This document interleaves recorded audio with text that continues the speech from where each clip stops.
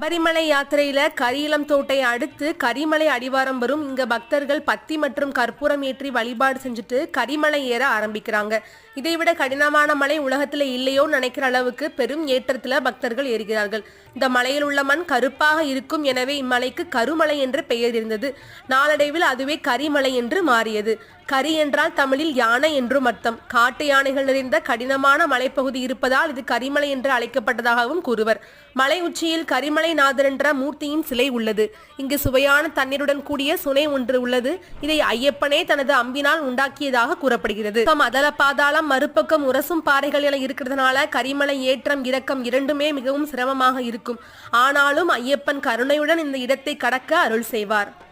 கரிமலை ஏற்றம் கடினம் கடினம், கருணை கடலும் துணை வருவார். கரிமலை